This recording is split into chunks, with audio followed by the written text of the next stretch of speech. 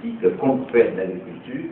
Et puis, lorsqu'on parle de l'autosuffisance alimentaire, quel est leur avis sur la question? Est-ce que le Burkina Faso pourra, dans les années à venir, avoir ce que l'on pourrait appeler une souveraineté alimentaire? La question d'abord à M. Ablafi. Pour ce qui est de la première question du député Ousmane, sur la souveraineté alimentaire, je crois que je partage son point de vue, mais je vais aller au delà. Parce qu'en réalité, il existe un débat aujourd'hui entre la sécurité alimentaire et la sécurité alimentaire. Un débat qui a un débat théorique. La réalité, c'est celle que suivent les producteurs sur le terrain.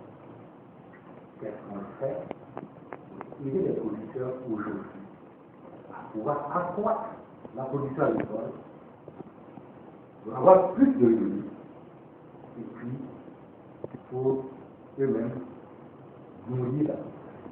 Voilà les bonnes questions. Tous les autres débats philosophiques sont des débats philosophiques. Et aujourd'hui, c'est que nous disons, comment envisager que nous disons, il faut, nous avons dit qu'il faut accélérer, disponibiliser les intrants agricoles.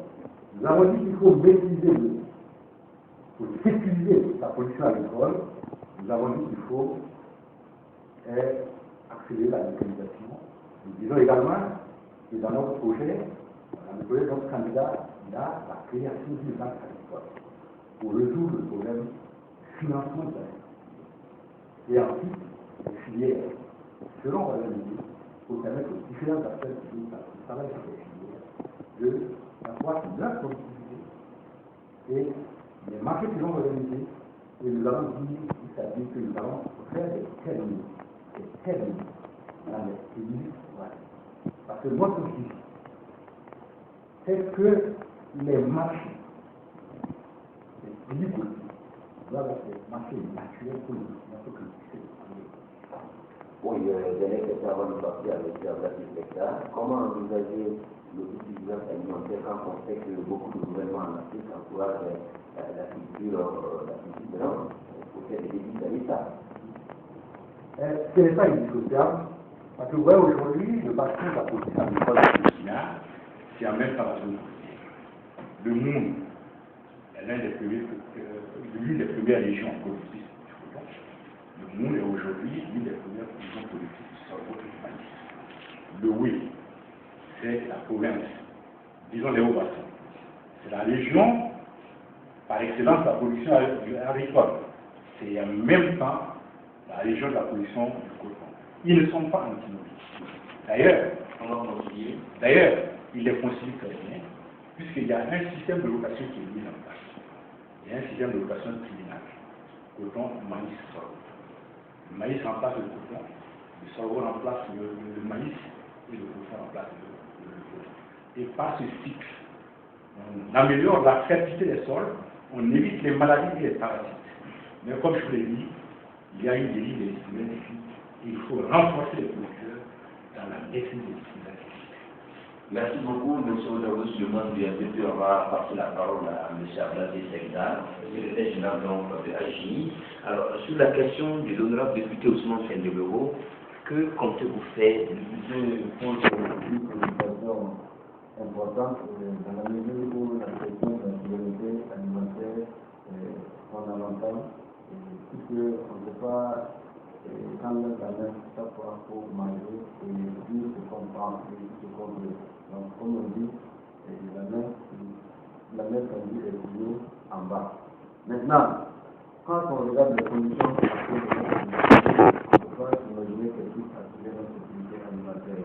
Pourquoi? Parce que les mauvaises conditions naturelles, les conditions climatiques, les conditions humaines, le manque de formation, le manque de mécanisation, c'est une agriculture aliérée pratiquement. Donc on ne peut pas assurer la sécurité alimentaire dans ces conditions. Pour arriver à la sécurité alimentaire, il faut d'abord réunir les conditions nécessaires, aussi bien les conditions naturelles que les conditions humaines, pour avoir une agriculture développante, pour avoir une production agricole développante. Dans la mesure où l'agriculture doit pouvoir insuffler l'industrie, le secteur industriel et par la suite le secteur tertiaire, le commerce et oui. Alors, concrètement, et si on part de l'hypothèse que les céréales constituent les produits les plus consommés par les Burkinabés, il va sans dire qu'on peut conclure à l'idée que notre sécurité alimentaire est tributaire de l'augmentation de la production céréalière. Ce qui confirme en même temps les propos du président Thomas Sankara qui a dit à dire produisons ce que nous consommons, consommons ce que nous consommons. Au Burkina Faso, il y a le riz quand même, le riz du Burkina Faso. Et sur le marché, on a l'impression que la population a tendance à préférer en fait le riz importé que le riz local. Sur la question, qu'est-ce que vous allez faire En fait, d'abord, il faut intensifier la production, parce que la production agricole actuelle, on pourrait dire qu'elle n'est pas encore assez intensifiée. En dehors peut-être des barrières folles et de quelques barrages, la production agricole est encore à l'étape familiale. Bon, ensuite, il faut se dire que le niveau actuel de production est encore insuffisant. Donc, il faut augmenter la productivité de l'agriculture. Maintenant, vous avez parlé du riz. Voilà, le riz. On sait qu'actuellement, on consomme beaucoup de riz, mais c'est surtout le riz importé. Cela aussi est dû au fait qu'il y a beaucoup de commerce. C'est le commerce qui prime en réalité sur la production locale. Donc il faut trouver des solutions pour que la production nationale de riz atteigne un certain niveau et disponibiliser la production nationale de manière à réduire un peu l'importation du riz. Et ensuite, il y a le pain que les Burkinabés consomment. Mais le blé est en grande partie importé. Alors qu'il y a des possibilités de produire le blé au Burkina Faso. Et je sais que le vice-président du RPP a beaucoup lutté en son temps pour qu'on produise le blé, parce qu'il fut un temps, il était super ministre de l'Agriculture, et il a eu des opportunités d'engager ce combat, mais je ne sais pas où est-ce qu'ils en sont aujourd'hui. C'est-à-dire c'est une nécessité. D'accord. Alors, monsieur Tegda, je crois qu'on va aller à la deuxième question.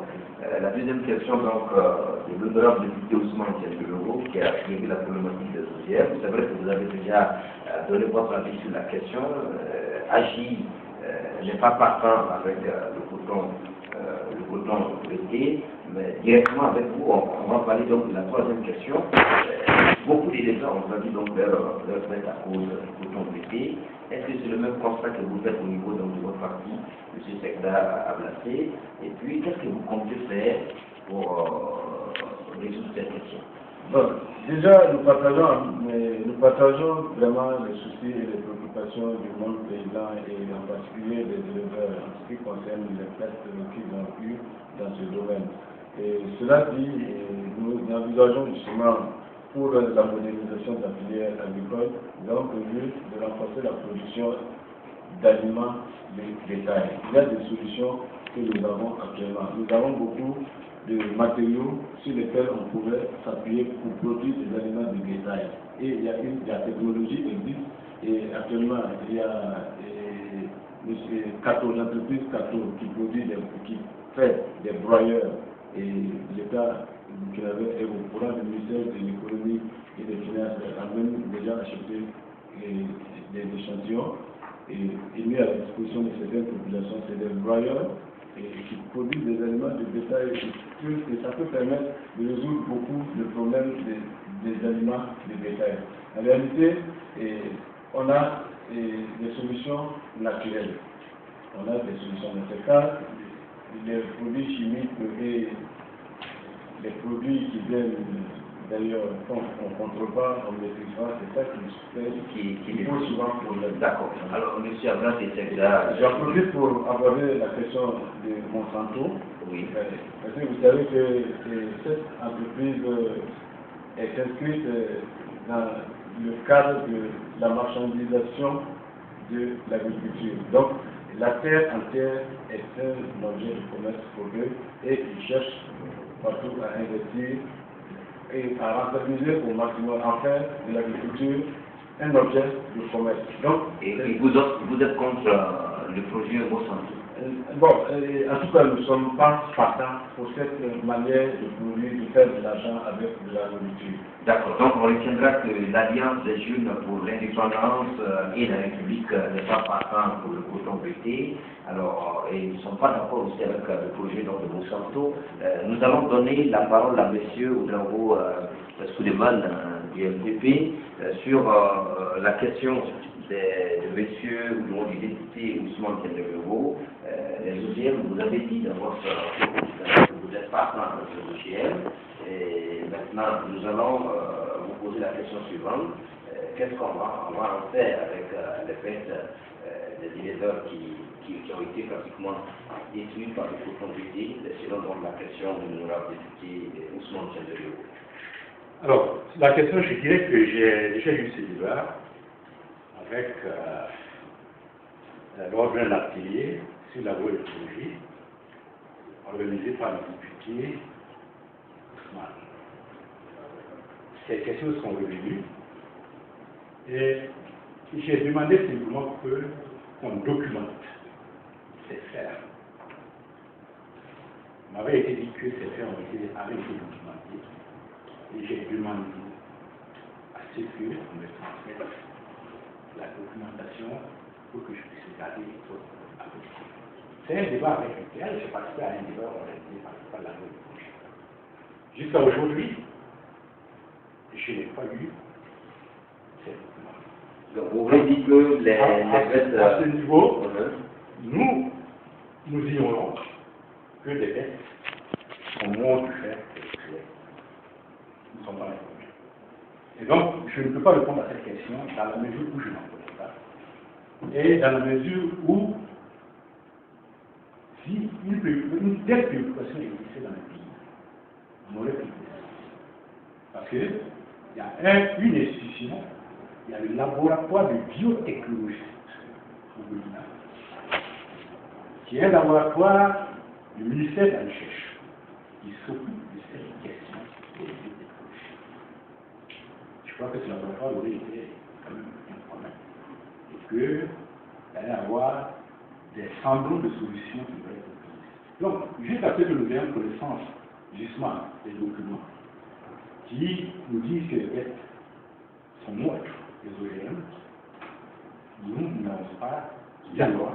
Monsieur Oudraogo Suleiman, que pensez-vous de la marchandisation de l'agriculture de Monsanto, comme le disait tantôt, à placer l'Alliance des jeunes pour l'indépendance et la République? D'abord, l'agriculture n'est plus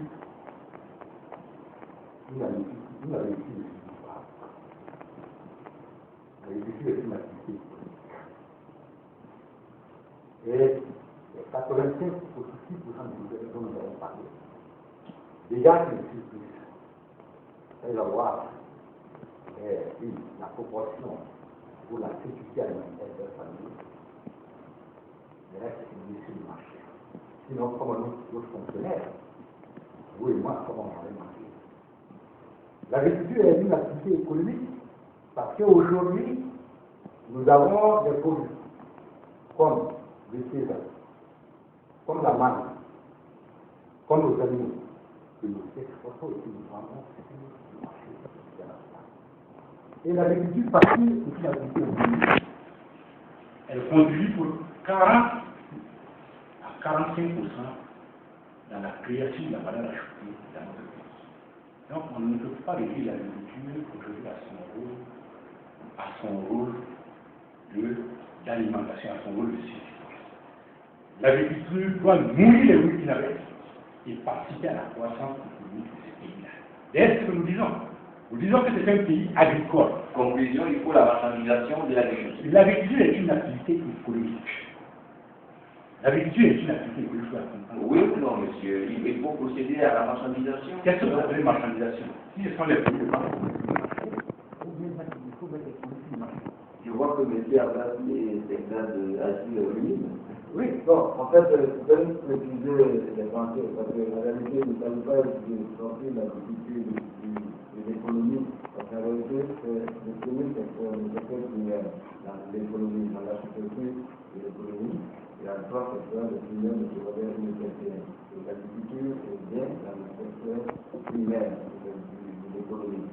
Et en réalité, je dis qu'il fallait augmenter la production.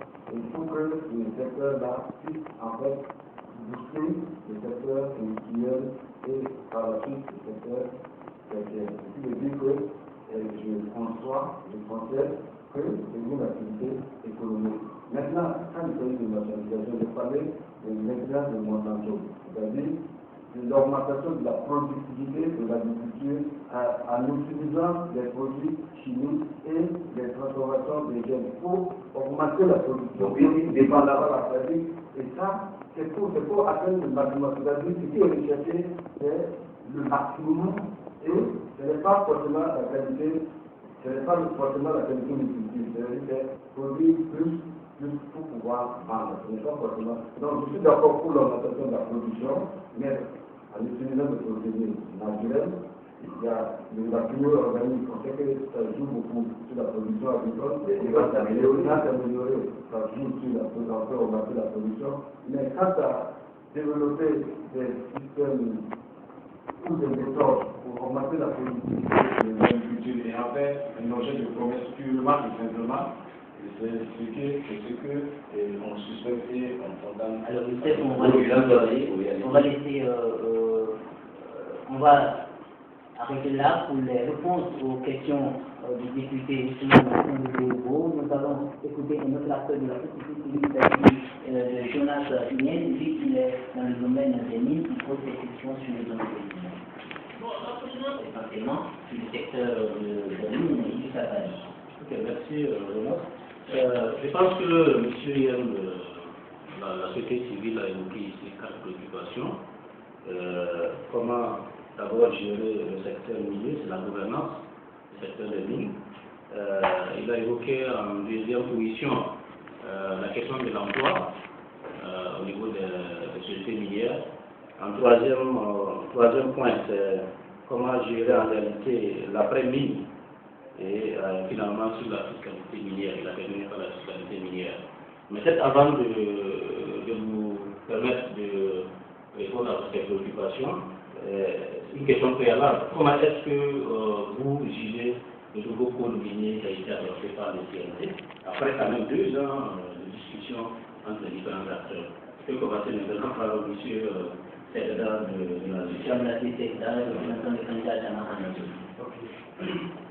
Merci beaucoup.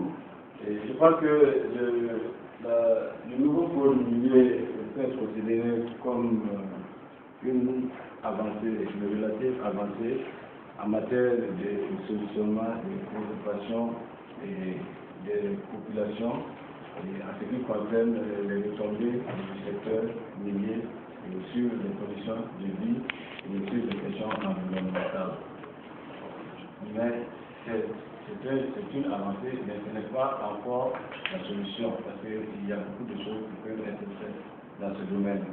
Et j'en profite pour aborder la question de la gestion justement du secteur minier. Et je pense qu'on peut la combiner avec la troisième préoccupation, c'est-à-dire l'après-mine. Parce que dans notre esprit, comme il s'agit d'un secteur, il s'agit d'une ressource qui est tarissable, qui a